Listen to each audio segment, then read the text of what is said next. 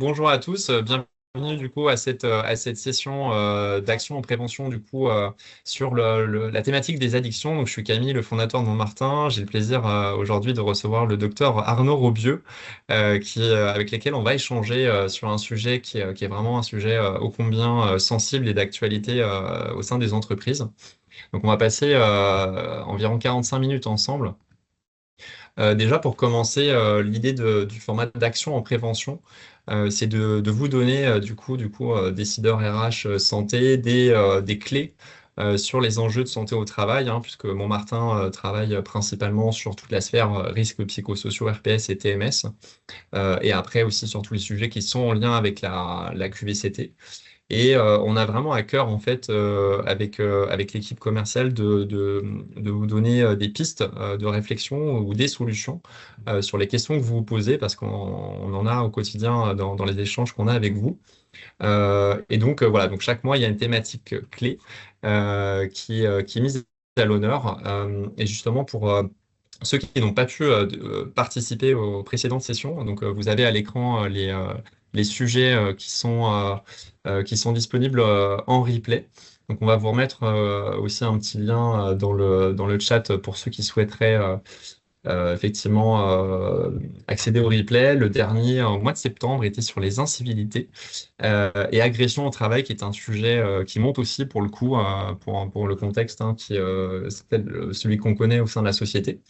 Donc aujourd'hui, on va être vraiment sur le thème, hein, qu'on compose le titre Prévention des addictions, un enjeu de santé et de performance pour vos équipes. Et on abordera le 20 novembre prochain un autre sujet très sensible aussi, celui du sommeil, qui a un impact fort, hein, dans le monde de l'entreprise, aussi sur le volet de la performance. Donc on va vous mettre tous les liens pour que vous puissiez vous inscrire pour la prochaine session qui aura lieu du coup dans un mois. Pour ceux qui ne connaissent pas du coup Montmartin, on est une entreprise innovante dédiée à la prévention santé. On intervient sur donc les sujets que vous voyez à l'écran en termes de prévention santé.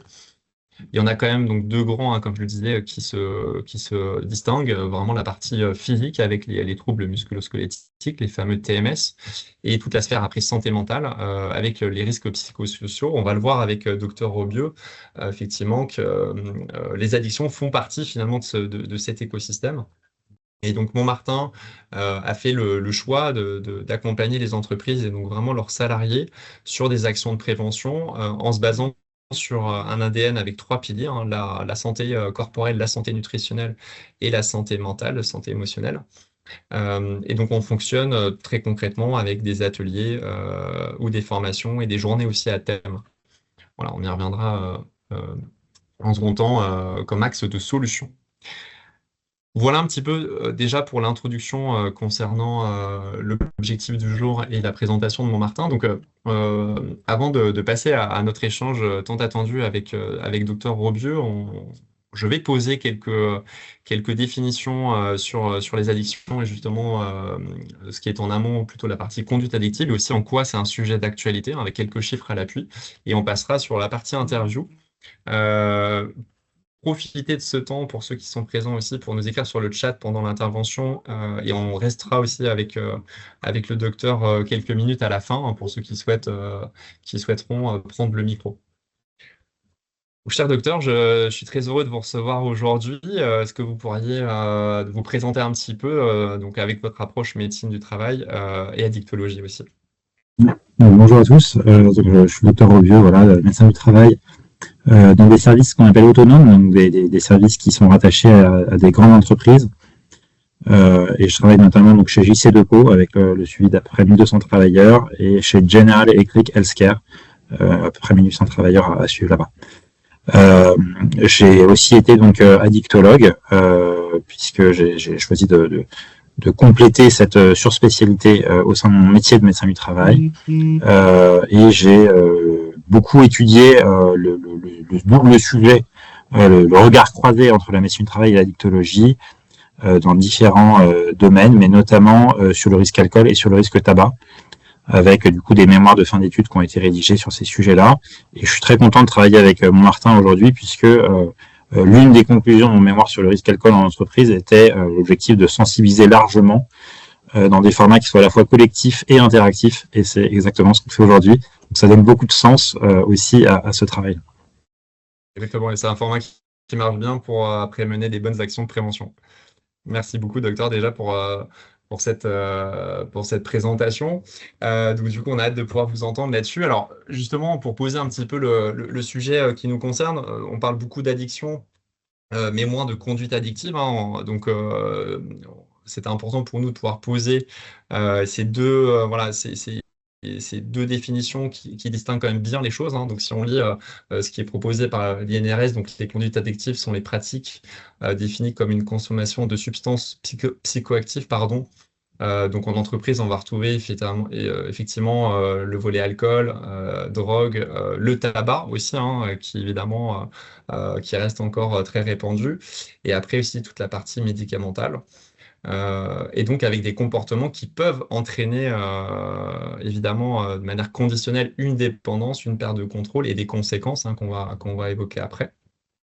Et donc, du coup, ça distingue vraiment de manière assez forte l'addiction qui est plus restreinte, où on est sur un stade vraiment de dépendance.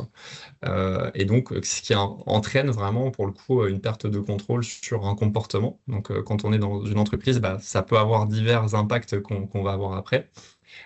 Et une consommation aussi qui peut être exacerbée, on va le voir aussi en fonction de son métier, de ses horaires de travail ou de son environnement de travail, des habitudes justement que le climat et les habitudes que l'entreprise a mises en place. Voilà. Donc ça, c'est important pour nous de le poser en amont et dire en quoi c'est un sujet qui est évidemment d'actualité. On a pris des chiffres volontairement récents et moins récents. Vous vouliez intervenir peut-être déjà? Oui, juste sur cette définition, je me permets simplement de compléter. Bien sûr. Historiquement, le concept d'addiction a évolué pour passer de quelque chose qui était très binaire. Si je reprends les termes d'il y a peut-être 50 ans, le terme de toxicomanie, le terme d'alcoolisme. Et en fait, cette logique binaire était considérée comme euh, déjà en friction vis-à-vis d'une démarche préventive, dans le sens où il y avait la logique de déni, est-ce que je suis dedans ou est-ce que je ne suis pas dedans, ou éventuellement de stigmatisation. Et du coup, ces concepts, ils ont évolué dans les années 90 vers une logique qui n'était pas binaire mais trinaire, avec une logique d'usage simple, d'usage à risque, en tout cas nocif, et d'usage avec dépendance. Et cette modalité-là, elle a encore évolué ensuite avec les définitions plus qu'on a aujourd'hui, qui sont plutôt des continuums de niveau de risque en fonction à la fois de la perte de liberté, mais aussi des risques nocifs liés aux consommations sur les différents axes qui sont la santé, mais qui sont aussi les axes sociaux, par exemple. Bien sûr. Merci beaucoup pour cette précision. Très important du coup de voir aussi que les définitions évoluent en lien avec ce que l'on voit sur le terrain. Et justement, dans les chiffres qu'on a préparés ensemble avant la session d'aujourd'hui, on a pris volontairement donc des chiffres pardon, assez anciens de 2000 et des chiffres très récents qui ont 1 ou 2 ans, on voit que bah, les médecins du travail, autant que les DRH, finalement, bah, ont la problématique, hein, puisque 85% donc, des médecins du travail répondent avoir été sollicités au moins une fois dans l'année par un employeur pour un sujet d'alcool. Donc évidemment, on voit que c'est un sujet qui n'est pas neutre. Et de l'autre côté, bah, les DRH perçoivent le sujet, notamment sur le sujet alcool, à une préoccupation qui vient juste derrière les AT et les risques professionnels. Donc voilà, donc c'est un sujet qui est quand même central et on va le voir d'autant plus encore une fois dans certains secteurs ou certains métiers. Et donc enfin, donc les professionnels de santé, hein, tels que vous l'êtes, voient que cette consommation, on va le voir juste après, elle est à la fois sur une tendance générale plutôt à la baisse, mais avec des risques ou des pics de consommation qui peuvent être plus importants. Et justement, en fait, ce qu'on voit sur l'évolution, donc là, avec un focus sur le volet alcool, on a été voir ce qui est le plus à jour côté Addicted, hein, qui est vraiment l'association aussi de référence sur le sujet en termes de prévention. On a une diminution générale de l'alcool au niveau sociétal, ce qui est une bonne chose, hein. Il y a des campagnes qui sont faites, comme c'est les fait aussi sur le tabac. On connaît de plus en plus les risques aussi, on va dire. Et à côté de ça, ce qui est en contradiction, c'est qu'on a des hospitalisations qui sont en hausse. Donc on a des cas voilà, extrêmes qui sont plus importants, avec un chiffre notamment sur le nombre de séjours qui est plus important. Là, c'était un chiffre de 2022-2023. Et à l'extrême, sur ces consommations vraiment liées à l'entreprise, on va avoir des phénomènes ponctuels, mais avec des consommations importantes. Alors, plus chez les hommes que les femmes, on pourrait y revenir aussi après, où il y a des périodes donc, qui vont être liées, encore une fois, à la vie de l'entreprise ou à un contexte pro-perso qui va être en lien. Donc ça, c'est vraiment un focus quand même plutôt alcool. Sur le cannabis aussi, il y a une augmentation non négligeable sur la quinzaine d'années passées, avec des collaborateurs bah, qui sont en difficulté sur le sujet notamment du cannabis. Donc, toutes ces consommations finalement sont évidemment un vrai risque, hein, et on va voir, il y a plein de solutions, hein, il faut le voir positivement. Il va y avoir une affection qui va être individuelle pour le collaborateur, évidemment, d'un point de vue purement santé immédiate, j'ai envie de dire, sur la vigilance, la concentration, etc. Mais nous, ce qui vient nous intéresser aussi aujourd'hui dans votre sphère RH et managériale, bah, c'est comment ça peut jouer sur le côté accidentologie, sur des troubles aussi, hein. Une entreprise, c'est un collectif. Donc c'est là où ça va rejoindre la sphère des risques psychosociaux. Et donc c'est pour ça qu'il faut agir le plus possible en amont sur la prévention et c'est ce qui va vraiment mener l'objet de l'échange juste après. Est-ce que, docteur, vous voulez rajouter des choses sur ce que vous constatez, vous, comme tendance aussi ou évolution, peut-être dans les entreprises où vous êtes? Oui, alors bon, c'est vrai que déjà, en population générale, on a effectivement plutôt une démocratisation de certains usages de drogues illicites, dont le cannabis. Vice-versa, on a aussi des nouveaux usages, comme par exemple le CBD ou la vape, qui intègre du CBD dans la vape, qui sont plutôt de nature aussi à réduire certains risques qui étaient liés à ces consommations-là. Donc, tout n'est pas noir dans ce tableau-là. Et vice-versa, c'est vrai que l'aggravation de certaines contraintes économiques ou liées à l'environnement de travail peuvent être de nature à faire décompenser des situations. Donc, il faut rester en vigilance et mener des démarches préventives. Ça fait, c'était pas mal de mentionner le CBD, effectivement, où il n'y a pas trop de stats encore ou Mm. de travail là-dessus, mais qui est bien présente par chez nous. Euh, On va commencer du coup. Alors, on a déjà posé donc les définitions et les tendances pour vous. Donc, sur les addictions en 2025, vraiment dans le milieu du travail, de quoi parle-t-on réellement voilà, sur ce que vous constatez de votre côté? Ok. Je pense que bon, déjà, on a vu tout à l'heure hein, substance et comportement. Je pense que loin devant aujourd'hui, les sujets qui peuvent le plus impacter la santé au travail, c'est les enjeux de substance et en particulier le podium. J'ai envie de dire, le podium, ce serait assez loin devant l'alcool, avec Hmm. sur la deuxième marche du podium un équivalent en termes d'effets qui est les médicaments anxiolytiques, hein, donc des Hmm. effets finalement entre l'un et l'autre qui sont assez communs, c'est-à-dire sur le court terme de la désinhibition, des trous de mémoire, de l'euphorie parfois, donc un sentiment de relaxation. Et puis sur le long terme, par contre, des effets nocifs qui sont partiellement corrélés à la dépendance. Hmm. Et puis sur la troisième marche du podium, on aura effectivement le cannabis, Hmm. qui n'est pas, comme les deux premiers, une substance qui a pour principal enjeu la sédation ou l'euphorie. C'est plutôt un psychodysleptique, hein, donc quelque chose qui a tendance à mettre de la perspective sur les sensations qu'on peut avoir classiquement, euh, à l'extrême des hallucinations. Hmm. Qui peuvent éventuellement se chroniciser. Mais donc voilà, on est sur une substance qui est vraiment très différente en termes de profil, mais qui par contre peut venir en synergie sur certains risques, et en particulier sur les risques sécuritaires et les risques routiers. Mm. Ouais, on va y revenir juste après, effectivement, entre le volume de consommation potentiel, la fréquence aussi, le rythme, en quoi ça peut impacter le monde du travail. Alors, au-delà de ça, donc, c'est important de se demander finalement, est-ce que tout le monde est concerné ou est-ce qu'il y a des secteurs ou des métiers qui vont être peut-être plus impactés par ces consommations, de ce que vous avez cité précédemment? Bon, je pense que l'addiction, c'est un sujet qui touche vraiment toute la société, hein. Nos sociétés sont de plus en plus addictogènes, hein, vraiment au plan sociétal du terme. C'est-à-dire qu'il y a de plus en plus de contraintes et les mécanismes en lien avec l'addiction peuvent être des mécanismes un peu protecteurs, des mécanismes de fuite vis-à-vis de certaines de ces contraintes. Donc, d'une manière générale, on peut tous, à des niveaux divers, être touchés. Mais c'est vrai qu'il y a des métiers qui sont plus à risque. Je pense notamment aux métiers de sécurité. Mm. Déjà par la gravité d'une occurrence d'accident routier ou sécuritaire. Quand je dis sécuritaire, hein, ça peut être par exemple de la conduite de chariot, du travail en hauteur, des tâches sous tension électrique. Mm. Ça peut être voilà, de la conduite de pompe à lent, de la conduite de grue, voilà, de la conduite de poids lourd, bien sûr. Voilà, donc c'est ce genre de métier.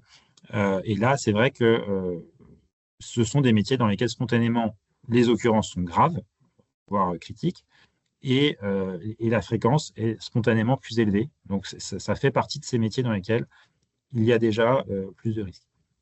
Mais là, il y a un Ah, aspect sécurité direct qui est hyper important et donc qui demande aussi, on va le voir juste après, des actions parfois fortes pour éviter des risques physiques, quoi. Ouais. absolument.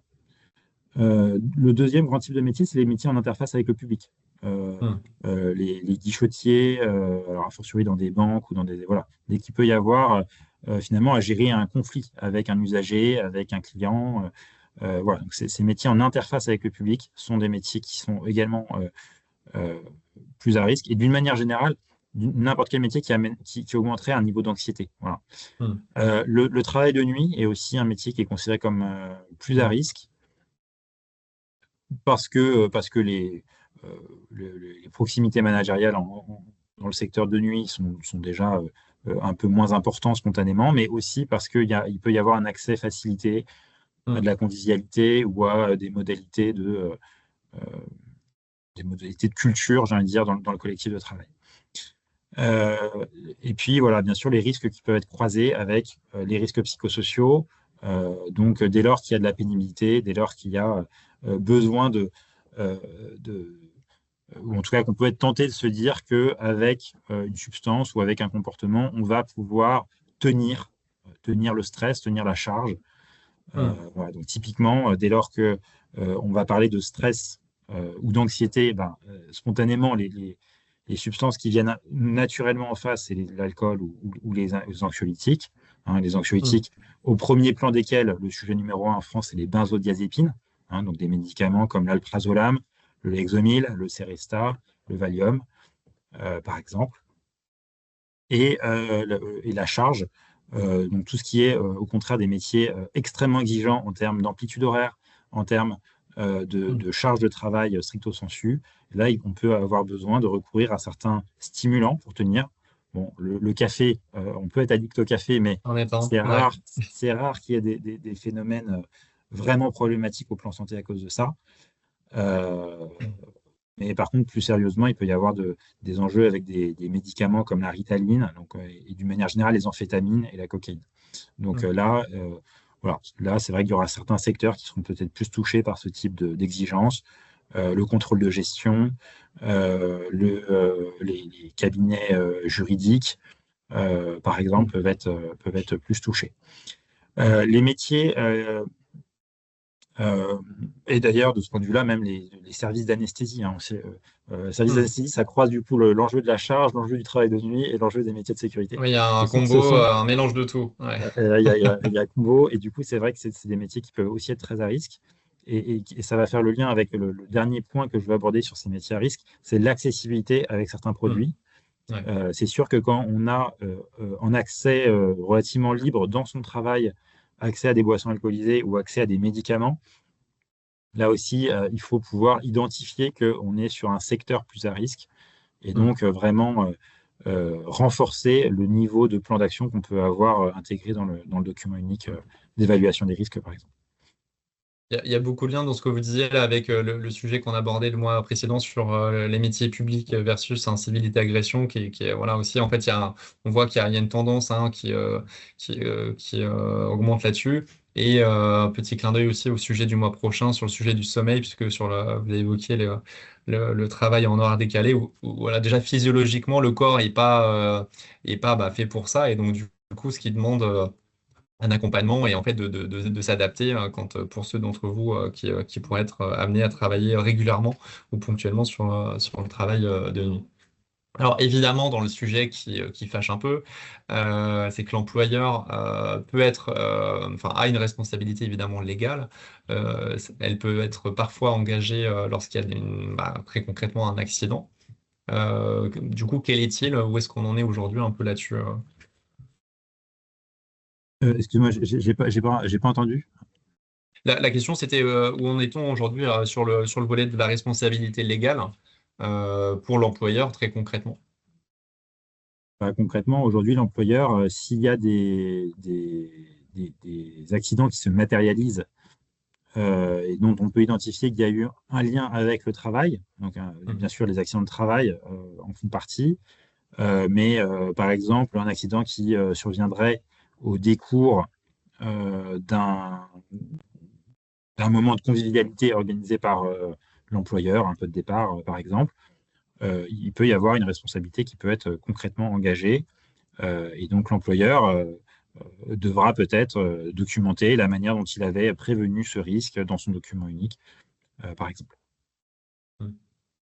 Ouais, donc il y a un vrai sujet là-dessus et donc c'est important aussi voilà, de s'organiser en fonction et d'avoir cette connaissance. Voilà. Allez-y. Effectivement, je me permets juste de compléter sur aussi les accidents de la route.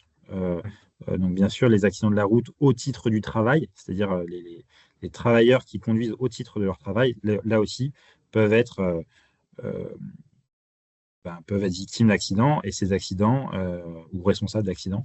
Et ces accidents peuvent également impliquer euh, un impact, en tout cas pour l'entreprise. Bien sûr, la responsabilité légale, mais parfois l'image de marque, parfois des coûts financiers directs ou indirects. Donc, c'est vrai que ça peut aller au-delà de simplement le sujet strict de la responsabilité légale. Tout à fait. Donc, la connaissance de l'employeur là-dessus et donc l'identification des risques aussi en fonction, on fait un petit clin d'œil au document des risques dont on reparlera dans une prochaine question. En préparant aussi l'entretien d'aujourd'hui, vous me parlez de l'importance de l'alignement avec ce qui va être fait par les CSE et avec le règlement intérieur du coup. Oui, oui, alors absolument. Donc, bien sûr que dans l'entreprise, l'employeur a le pouvoir de direction, mais une partie des prérogatives qui touchent à la santé, la sécurité et les conditions de travail font aussi intervenir des organes paritaires. Ça peut être les CSCT dans le milieu privé, ça peut être les F3SCT, F3CT pardon, en milieu hospitalier public. Voilà, donc il y a différents types de commissions paritaires qui ont également en charge ces préventions. Et donc, il faut déjà s'assurer, dans le cadre du dialogue social, qu'on est bien aligné sur ces enjeux-là. Et pourquoi? Parce que quand il faut aborder le caractère contraignant du règlement intérieur, quels sont les types de démarches qu'on va pouvoir intégrer dedans, les dépistages dans le milieu de travail, par exemple, il faut Hmm. s'assurer qu'on est bien tous alignés sur les objectifs, hein, les objectifs de réduire l'accidentalité, notamment. C'est clair.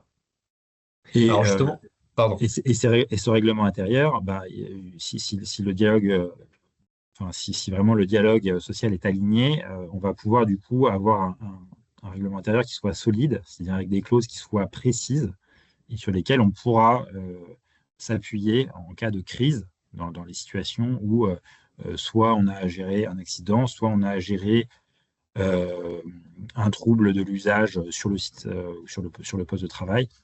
Donc là, c'est vrai qu'il est important de pouvoir s'appuyer sur un filet de sécurité collectif, un filet de sécurité d'entreprise. Et donc, c'est bien que ce règlement intérieur soit le plus précis possible. On y reviendra certainement. Ouais, on y reviendra. C'est là où la clarté va être importante sur ces sujets, où des fois, justement, après, voilà, il va y avoir de potentiels risques ou des accidents avérés, on va regarder ça de plus près. Donc, plus c'est clair en amont et plus ça va aussi travailler sur une bonne prévention. Mais on va pas travailler tout de suite sur les solutions. En tant qu'employeur, à quel niveau puis-je agir sans stigmatiser pardon, le volet vie privée hein, qui va à un moment donné pouvoir jouer plus ou moins de manière plus ou moins importante pour un ou de mes salariés. Voilà. Alors ça, c'est vrai que c'est un des points de friction qu'on peut retrouver assez facilement, le fait que, par exemple, euh, avoir des alcoolisations dans le cadre privé peut n'avoir aucun lien avec ce qui se passe dans l'entreprise. Hmm. Aujourd'hui, on sait médicalement que des consommations qui sont soit régulières, soit intensives peuvent amener des complications euh, qui peuvent avoir concrètement des enjeux sur la coordination motrice, sur la perception des signaux. Et donc, c'est vrai qu'il est important de pouvoir identifier ça. Déjà, de pouvoir se dire, euh, on est bien sur quelque chose qui peut, même si ce n'est pas dans le cadre du travail, avoir un impact in fine plus tard, des impacts qui d'ailleurs peuvent être irréversibles sur le long terme. Donc ça, c'est un premier point. Le deuxième point, j'ai juste un petit peu perdu mon fil là dans ma tête. Avec la notion de trajectoire de vie, peut-être Ouais, exactement. Euh, on peut avoir par exemple un accident, enfin euh, une prise de liberté dans le cadre privé qui amène par exemple ensuite des complications qui dépassent le cadre privé. J'ai un accident de la route après une soirée arrosée. Même si ça s'est fait un samedi soir et que j'étais pas au travail, je reviens le lundi matin, je dois me débrouiller pour que mon employeur aménage mon poste et que donc il y ait un niveau de compréhension ou un niveau d'ajustement de mes impératifs contractuels par rapport à ça. Donc c'est vrai que la vie privée, parfois, il faut pouvoir regarder concrètement ce qu'on y met, parce que bien sûr, il peut y avoir de la liberté, mais et en particulier sur les postes sécuritaires, ça peut avoir Hmm. des impacts concrets pour l'employeur. Euh, donc, je donne un troisième exemple là-dessus. Le cannabis, par exemple, voilà, Hmm. typiquement, on choisit de prendre un joint un vendredi soir ou un samedi soir. Hmm. Il se trouve que c'est une substance qui reste assez longtemps dans le cerveau. Alors Hmm. souvent, les travailleurs nous disent oui, mais moi je sais que le gendarme, il va regarder mes urines ou ma salive, et puis en quelques heures, c'est parti, machin. C'est pas faux, mais ça, c'est le regard du contrôle. En fait, concrètement, dans la vraie vie, on réfléchit et on coordonne nos gestes avec notre cerveau. Et s'il reste du cannabis dans les membranes de notre cerveau, même s'il n'y a plus de cannabis dans les urines, on peut quand même avoir des complications qui soient Hmm. d'une temporalité différente de ce qu'on peut retrouver dans certaines matrices biologiques. Il y a des Donc, conséquences potentiellement plus long terme que ce qu'on peut voir médicalement ou de ce qu'on peut constater. Et on va peut-être avoir tendance à se réassurer d'ailleurs, se dire moi je suis un consommateur fort ou je suis solide ce qui peut créer un risque complémentaire, quoi. exactement. Donc, toujours garder en tête que sur les sujets d'addiction et donc sur les sujets de perte de liberté. Cette perte de liberté, elle ne se fait pas de 0 à 1, elle est progressive, elle est Mm. insidieuse. Et c'est parce qu'elle est insidieuse qu'il faut pouvoir systématiquement se mettre dans une logique de repérage précoce et donc de cadrage précoce. Et c'est là que les actions qui sont menées dans l'entreprise peuvent avoir beaucoup de pertinence. Mm. C'est là on a cette notion, cette contradiction un peu entre dépendance et nocivité, donc c'est ce qui est intéressant. Dire que voilà, souvent on va aussi entendre, même si on revient sur l'alcool, hein, maintenant on a des punchlines de nos gouvernements sur le nombre de consommations à pas dépasser par semaine ou par jour, et donc on peut se dire bah, si on est dans les clous que c'est OK, alors qu'au final c'est peut-être pas vraiment le cas en fait. Ouais, Vous en ouais, pensez quoi? absolument. Bah, je donne un exemple très concret. Bah, là, il se trouve qu'on est en octobre, donc je vais faire une petite parenthèse sur Octobre Rose. Voilà, quand on parle d'Octobre Rose, dans la société française, c'est fantastique. On voit des femmes, des petits rubans roses, etc. À aucun moment, on ne parle de l'alcool. Et toutes les femmes qui ont des cancers du sein ne sont pas en dépendance vis-à-vis de l'alcool, mais par contre, Mm. l'alcool est le premier facteur Mm. de risque évitable de Mm. cancer du sein. Donc là, on Ouais. voit bien qu'il y a un double discours. Euh, il y a un discours où on essaye de se focaliser sur le sein avec, bien sûr, ces facteurs de risque, Mm. dont la majorité sont des facteurs de risque sur lesquels on n'a pas de prise. Par contre, ceux sur lesquels on a de la prise, on n'en parle que très peu. Mm. Alors que ça concerne quand même 8000 nouveaux cancers par an qui sont dépistés tous les ans, donc sur lesquels concrètement l'alcool a un rôle direct. Direct, ouais. Ouais, tout à fait. On a animé dernièrement un webinaire justement avec une médecin gynéco sur Octobre Rose et elle rappelait que ça a représenté 33% des cancers féminins. Si on prend le cancer du sein qui est souvent évoqué principalement dans Octobre Rose. Et que voilà, il faut aussi le rappeler que de toute manière, ces momentum dans l'année sont des moments pour en parler, mais que finalement, il faut aussi, voilà, il n'y a pas qu'en octobre qu'il faut être sensibilisé. Et j'ai eu peur qu'on parle d'octobre, de l'Oktoberfest quand on avait dit, ce qui est pas très très prévention alcool pour le coup. Là, Je pense que c'est compliqué en Allemagne en ce moment. Euh, c'est clair. J'aurais pu faire la transition là-dessus aussi, mais je l'ai passé. J'ai eu un doute quand on a parlé d'octobre. Euh, si on vient du coup dans l'entreprise, dans cette problématique, et là peut-être la question va s'adresser notamment aux équipes dirigeantes, aux managers, aux responsables RH.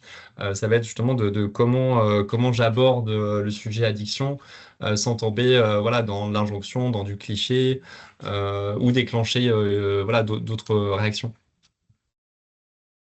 Je pense que la clé, elle est dans la précocité de la démarche et donc dans l'anticipation. Concrètement, cette précocité, elle peut se faire à différents niveaux. Le niveau du repérage par l'environnement managérial notamment, donc de pouvoir identifier des signaux faibles, hein, finalement, des signaux comme des signaux comportementaux, des signaux comme de la désinhibition, des mots plus hauts que l'autre, des retards, une attitude peut-être moins disciplinée que dans le passé, une charge de travail qui commence à s'accumuler ou en tout cas des signes de réduction de la performance. Voilà, donc ces signaux peuvent être une porte d'entrée Mm. sur une inquiétude qui touche d'une manière générale à une logique addictive, sans forcément d'ailleurs que ce soit strictement l'alcool là-dessus. Euh, donc, bien sûr, ce dépistage, il est important, Mm. mais aussi identifier que dans l'entreprise, on ait des relais pour pouvoir transmettre son inquiétude sur une situation donnée. Bah, ça, pour le coup, c'est quelque chose qui se conçoit en amont. Mm. Par exemple, dans le cadre d'un comité de pilotage addicto, hein, il y a des entreprises dans lesquelles il y a des groupes de travail dédiés de ce sujet-là et qui Mm. peuvent déboucher sur des règlements intérieurs précis, sur des fiches d'alerte, Mm. sur aussi donc, des fiches d'alerte avec, par exemple, on peut cocher le type de symptômes qu'on a identifié et puis en fonction, on peut définir quel va être l'interlocuteur. Est-ce qu'on va se rapprocher d'un interlocuteur RH? Est-ce qu'on va se rapprocher d'un préventeur? Est-ce qu'on va se rapprocher du service de santé au travail? Donc ça, c'est des exemples. Et bien sûr, plus on va être en pluridisciplinarité, plus on va avoir une capacité à prendre en charge tout type de situation. Donc ça, on a parlé tout à l'heure de trajectoire de vie et de nocivité. Mm. Bien sûr, il y a le sujet professionnel, le sujet de la performance ou le sujet de l'accidentologie, mais il y a aussi des sujets qui peuvent être strictement santé, sachant que les problématiques addictives peuvent toucher la santé physique et la santé mentale, hein, donc la dépression, la psychose, par exemple. Et puis, les problématiques addictives ont le point commun d'amener assez facilement de l'isolement. Et donc, Mm. l'approche sociale, savoir si la personne a des problèmes dans sa famille, des problèmes de Mm. couple, savoir si, à l'extrême, si le travailleur vient vers son responsable RH pour mentionner l'idée qu'il va avoir des rendez-vous mensuels avec un SPIP parce que maintenant il a un bracelet électronique. Voilà, Mm. ça peut être des signaux par lesquels Mm. on, on décide ensemble en tant qu'entreprise de saisir le sujet et du coup éventuellement d'activer certains processus. Voilà. Mm. Donc, ce qui est intéressant là, dans ce qu'elle dit, c'est qu'il y a, alors, entre guillemets, plutôt comme des signaux faibles et des signaux forts. Effectivement, dans les signaux faibles, on va avoir une tendance bah, voilà, à ne pas avoir besoin de vraiment discuter. En fait, c'est des choses qu'on va pouvoir faire en observant simplement et donc en se formant potentiellement. Et d'autre part, bah, après, voilà, quand il y a un signal plus fort, bah, là, il va falloir aller dans une démarche de communication et donc aussi de se former avec les bons mots parce que ça va potentiellement pouvoir, voilà, l'idée c'est plutôt de détecter ou de comprendre une situation. Et donc c'est pour ça qu'il faut aussi former notamment les managers hein, sur ces sujets-là. Il y a des techniques pour pas créer de la colère ou braquer quelqu'un. Et donc ça, c'est une démarche qui doit être prise par l'entreprise quand ces risques ils sont identifiés pour que la démarche elle soit structurée et en tout cas que ça remonte dans le bon sens, comme ce que vous disiez après avec les signaux d'alerte. Et je rebondis aussi sur le protocole, enfin voilà, sur les fiches aussi signalement. Hein, c'est aussi ce que maintenant beaucoup d'entreprises ont fait sur le volet des risques psychosociaux. Donc finalement, c'est dans cette même méthode de mettre en place des process de signalement et que les KPI aussi soient suivis là-dessus. Donc voilà, tout ça, finalement, il y a pas mal de choses à mettre en place qui vont être structurantes pour que ça se passe le mieux possible pour les managers. Absolument. Alors, Absolument. on vient du coup Et un peu sur une politique globale hein, de prévention peut-être. c'est ça. Donc en fait, cette politique de prévention globale, elle doit euh, toujours avoir ce screening de qu'est-ce qui est organisationnel, qu'est-ce qui est de l'ordre du collectif, donc de l'équipe, donc du manager, et qu'est-ce qui est de l'ordre de l'individu. Et elle doit aussi être structurée entre ce qui est de la prévention primaire, de la prévention secondaire et de la prévention tertiaire. Prévention primaire, comment on réduit le risque à la source. Donc Mm. déjà en réfléchissant à ce qui peut provenir de facteurs de risque professionnels. Hein, on a parlé tout à l'heure du travail de nuit, de l'interface au public. Sensibiliser sur déjà quels peuvent être les impacts de ces substances ou de ces comportements. On a beaucoup parlé de substances pour l'instant, mais il peut aussi y avoir des addictions comportementales en entreprise qui peuvent avoir des conséquences. Euh, Jeux vidéo au travail, c'est des choses qui se voient. Porno au travail, c'est des choses qui se voient également. Les écrans, d'une manière générale, hein, les personnes qui ne peuvent pas s'empêcher en réunion de consulter leurs notifications réseaux sociaux. Voilà, ce sont des exemples qui se voient et qui peuvent impacter aussi la performance. Donc, sensibiliser sur les impacts, et à chaque fois, moi, je réfléchis toujours les impacts entre la santé physique, mentale, les aspects sociaux, y compris les aspects juridiques et financiers et assurantiels. Hein, donc, si si je suis amené à perdre mon permis de conduire parce que j'ai eu un problème dans ma vie privée, si je suis amené à avoir une prime d'assurance qui est fortement augmentée alors que j'ai un petit salaire, si je ne peux plus conduire au travail parce que j'ai perdu mon permis, toutes ces choses-là vont avoir un impact sur la trajectoire de vie et potentiellement sur l'insertion professionnelle. Euh, le, donc, en prévention primaire, pouvoir informer déjà les collectifs de travail en fonction des risques auxquels on est soumis vis-à-vis de ce qui pourrait se jouer dans la consommation, c'est quelque chose qui peut être déjà assez important. En ciblant les messages en fonction du type de population, est-ce qu'on parle à tous les travailleurs? Est-ce qu'on parle à des Mm. travailleurs exposés à un seul risque? Est-ce qu'on parle à des managers? Effectivement, comme ça a été dit par Camille tout à l'heure, du côté des managers, on ira peut-être plus sur des ateliers ou des jeux de rôle dans lesquels on cherchera voilà, essayer de libérer la parole sur une personne où on identifie une difficulté, enfin, pouvoir aussi redresser des messages si on ne sait pas trop ce qu'on a le droit de dire ou ce qu'on n'a pas le droit de dire. Voilà. Et toujours, bien sûr, aussi nourrir et alimenter la bienveillance et le respect et la factualisation aussi des feedbacks. Sensibiliser le management à la lecture de ses propres biais, ça peut être intéressant. Mm. Hein. Quand on est en entreprise, on a déjà le biais sociétal. Hein. En France, on a déjà une certaine tolérance vis-à-vis notamment du risque alcool parce que le vin est quelque chose de très structurant dans la culture française, par exemple. Ça fait partie, ouais. Mm. Et quand on est en entreprise, on rajoute encore des biais. Par exemple, un travailleur qui sait qu'il a un problème avec l'alcool, spontanément, il va être dans la dissimulation parce qu'il sait que, in fine, cette problématique peut avoir un impact sur son contrat. Donc, le manager qui peut identifier des choses le sait aussi.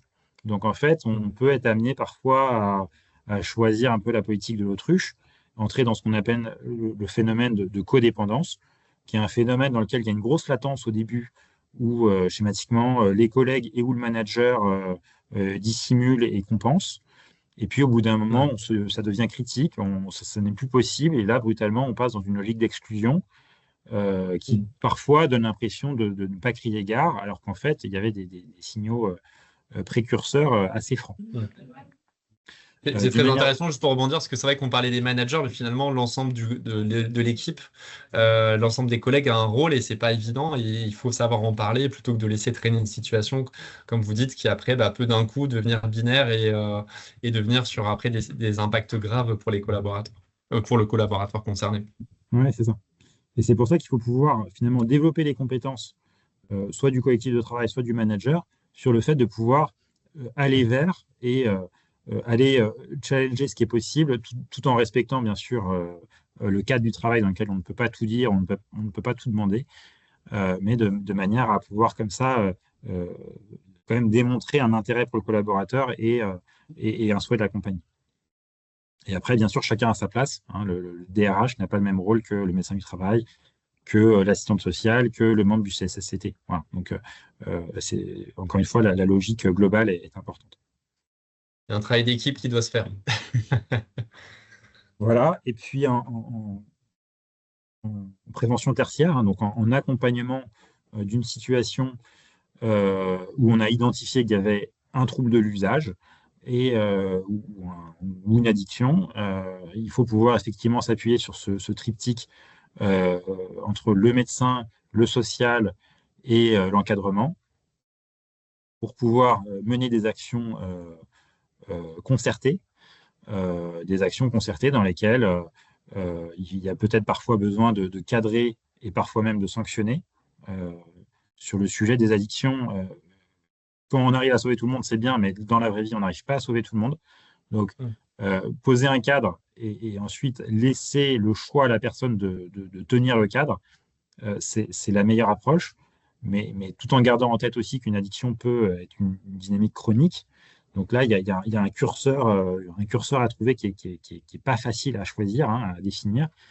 Euh, donc peut-être, pourquoi pas, annoncer d'emblée aux travailleurs le fait qu'on l'accompagne dans ce cadre-là, qu'on va lui laisser un nombre de chances qui est défini à l'avance, et que ensuite on compte sur lui pour mener les efforts qui lui permettront de rester dans l'emploi. Sur le sujet alcool, par exemple, une personne qui a un trouble de l'usage de l'alcool, il a un risque x3 de licenciement dans l'année, concrètement. Donc c'est des niveaux de risque qui sont importants pour le maintien en insertion. Euh, et donc, voilà, une dépendance franche, c'est x3, un trouble de l'usage modéré, ça peut être x2, mais on est quand même sur des niveaux qui peuvent, qui sont substantiellement fragilisants. Hmm. Et après, c'est aussi à quel moment on renvoie vers le parcours de soins, vers vraiment du soin. C'est ça aussi après qui va être dans ce que vous disiez, à quel moment on identifie qu'il y a voilà, quelque chose de vraiment chronique, du coup, dans le volet addiction. C'est Et ça. donc, il va falloir renvoyer vers un parcours là qui est bien spécifique, qui pourra plus se traiter stricto sensu au trinôme qui est cité là, quoi. C'est ça. Donc, le médecin du travail, il a pour objectif de finalement être en interface avec les confrères du soin, dont le niveau sera plus ou moins important en fonction de la sévérité. Hein. Ça peut être un médecin généraliste, éventuellement un addictologue libéral, éventuellement un XAPA, hein, un centre de soins d'accompagnement et de prévention en addictologie, hein, qui sont des équipes pluridisciplinaires ambulatoires, hein, donc souvent territoriales, et à l'extrême des hospitalisations en addictologie, ça peut se voir aussi. Donc, bien sûr, il y a ce niveau de coordination à avoir côté soins, et puis côté de l'entreprise, c'est identifier quelles sont euh, les marges de manœuvre de l'entreprise. Ça peut être des restrictions d'aptitude à la conduite sur route, à la conduite au titre du travail, au poste sécuritaire. Et puis, dans le cadre du milieu de travail, ça peut s'appuyer sur des dépistages en milieu de travail quand c'est bien cadré par le règlement intérieur. Ces dépistages, ils existent notamment pour l'alcool, ça va être de l'éthylométrie, ou sur le cannabis, donc en salivaire en milieu de travail, et ou sur une démarche plutôt recentrée sur le médical et donc couverte par le secret médical. Et là, il peut y avoir un accompagnement par le service médical du travail, en particulier dans les services autonomes, qui peut favoriser du coup des accompagnements de proximité, avec par exemple des convocations aléatoires. Alors bien sûr, hein, tout ça est défini, c'est un peu une sorte de contrat de soins avec le travailleur, mais voilà, de lui dire, bah là, dans les 3 prochains mois, je peux te faire venir n'importe quand au service médical pour souffler dans le ballon. Voilà, c'est des choses qui concrètement peuvent se faire. Donc, ces deux modalités-là, n'ayant pas le même rôle, le service médical, il va s'appuyer sur des éléments couverts par le secret médical pour ajuster son niveau de coordination avec le soin, et vice-versa. Les dépistages en milieu de travail, ce n'est pas une prérogative du service de santé au travail du tout. Il est même recommandé que le service de santé au travail soit totalement indépendant du processus, et que si un dépistage amène un refus ou un test positif, qu'à ce moment-là, il y a une orientation vers le médical pour éventuellement enclencher les soins. Donc le dépistage en milieu de travail, lui, c'est plutôt une prérogative employeur, en lien fort avec, dans ces cas-là, les directions hygiène, sécurité, environnement, pour prévenir l'accidentologie et éventuellement mettre en place des actions conservatoires, comme par exemple une mise à pied vis-à-vis ou un retrait temporaire d'autorisation de conduite pour des travailleurs qui sont comme ça affectés à des tâches qui intègrent une logique sécuritaire. Et ça, cet élément-là doit être cadré et dans le document unique et dans le règlement intérieur. On doit pouvoir identifier quels sont les postes qui ont des exigences particulières de sécurité, parce que les dépistages en milieu de travail ne peuvent se faire que sur ce type de poste. Est-ce qu'il pourrait du coup dégager la responsabilité de l'employeur si malheureusement il y avait un accident avéré ou voilà, une situation de crise sur un des sites, quoi? Alors dégager partiellement la responsabilité, Partiellement. en tout cas, oui, prévenir dans le sens où ça va permettre immédiatement de mettre en place des actions conservatoires qui vont au moins sécuriser le collectif de travail le temps que le doute soit levé. Hmm. Voilà, c'est un sujet qui après est tranché un petit peu au cas par cas. Mais en tout cas, c'est important. C'est vrai que tout ce qu'on a dit là est vraiment aussi voilà, au service du collectif, mais à la fois sur un volet employeur en tant que responsabilité et après au service des équipes qui sont concernées. Euh, on va arriver sur les dernières minutes du temps qui était imparti.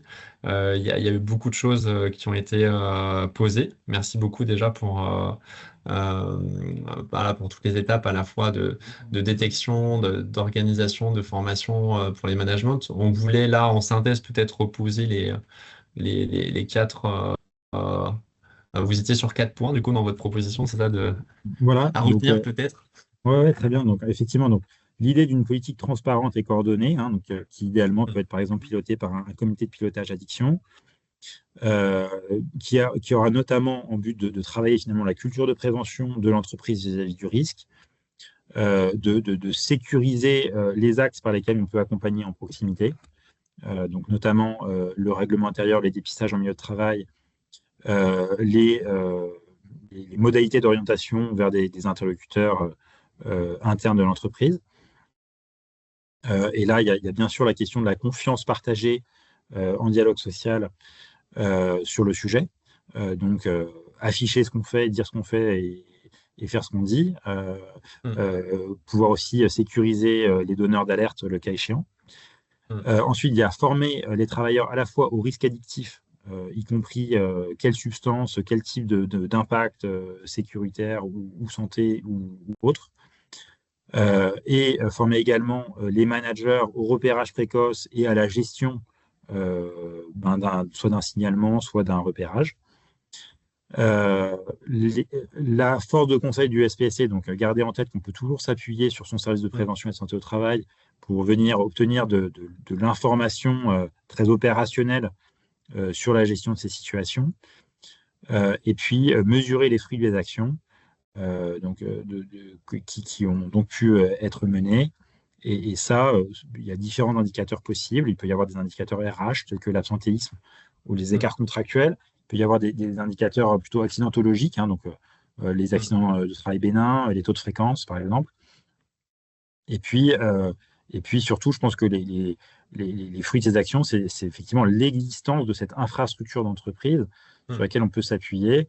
Donc l'existence de processus d'alerte, l'existence de fiches d'alerte, euh, l'absence de failles dans le règlement intérieur pour les dépistages en milieu de travail, un document unique qui est bien à jour, qui liste bien les postes sur lesquels une logique addictologique aura vraiment un grand risque et aura besoin de mener des actions type restriction d'aptitude ou, euh, ou mise à pied conservatoire. Et voilà, toujours travailler en confiance entre les parties. Très clair. Là, il y a une vraie culture à mettre en place et donc ça demande un peu de structure, de temps, d'énergie. Et après, quand c'est mis en place, justement, bah, toute l'entreprise va le sentir et ça va devenir un sujet justement qui n'est pas mis de côté, mais qui est bien verbalisé. Et nous, c'est ce qu'on voit dans les entreprises. Qu'on a le plaisir d'accompagner, bah, quand il y a cette culture, bah, en fait, tout en haut de l'échelle ou jusqu'aux opérateurs sur le terrain, on va avoir un sujet qui est pas forcément mis à l'honneur, mais en tout cas qui est très clair. Et donc les règles sont établies, et il y a moins déjà de surprises. Bah, sur un long terme, évidemment, les impacts sont quand même moins importants. Donc il y a un vrai travail à faire là-dessus. J'en profite, là il nous reste quelques minutes pour ceux qui sont présents. Si vous souhaitez poser des questions, le chat est ouvert. Merci beaucoup en tout cas docteur pour cette synthèse aussi, pour vraiment bien poser une démarche structurée, constructive et impliquant vraiment l'ensemble du collectif parce que on pense que la prévention a vraiment toute sa place sur ces sujets-là. Bon, Martin a le plaisir d'accompagner donc les entreprises sur les sujets qu'on a évoqués. Donc, on va reprendre hein, vraiment finalement toutes les étapes de ce qu'on a évoqué, mais pour les citer principalement, on va aller sur donc la formation des équipes RH ou managériales pour voilà savoir justement comment en parler, comment prendre en main une situation qui peut être potentiellement à risque. Et après, on va avoir aussi un niveau de sensibilisation ça peut être donc sous forme d'ateliers ou de formats digitaux comme les calendriers digitaux, parce que comme on l'a dit, les managers ont leur rôle, mais aussi toutes les équipes finalement, hein, quand une culture elle est mise en place, toutes les équipes d'une entreprise doivent être même à un moment donné sensibilisées sur ce sujet, et ça va montrer justement que l'entreprise a bien mis en place une démarche globale. Après, quand on a vraiment des situations spécifiques, on peut mettre en place après des groupes de parole, on va travailler après avec des profils d'addictologues ou aussi de psychologues quand il y a des situations qui peuvent être compliquées. Et enfin, on fait intervenir aussi des profils de patients experts qui peuvent avoir aussi un autre regard des profils qui sont souvent des anciens salariés d'entreprise et donc qui ont vécu ça et qui ont un regard aussi intéressant, qui est encore un autre angle différent du professionnel de santé. Hein. Et en fait, toutes ces expériences ou tous ces regards sont vraiment impactantes pour que nous, l'idée, c'est qu'on puisse faire vous accompagner à faire bouger les lignes et mettre en place des actions les plus performantes dans le sens impactante, quoi, qui est vraiment de l'impact sur le terrain. Donc on en arrive à la fin de cette session. On va rester avec le Dr Robu quelques instants encore, mais en tout cas un grand merci pour avoir pris ce temps de partage aujourd'hui et donc on retrouvera les informations en replay d'ici les prochains jours. Je refais donc une petite page de pub sur la prochaine session sur le sommeil. Du coup, alors notamment pour les métiers en horaire décalé, mais pas que, ça concerne aussi tout le monde. Donc, il y aura lieu le 20 novembre. Voilà, donc l'invitation sera aussi vous sera renvoyée pour ceux qui étaient présents à cette session. Un grand merci et on reste du coup quelques instants, voilà, pour ceux qui souhaitent.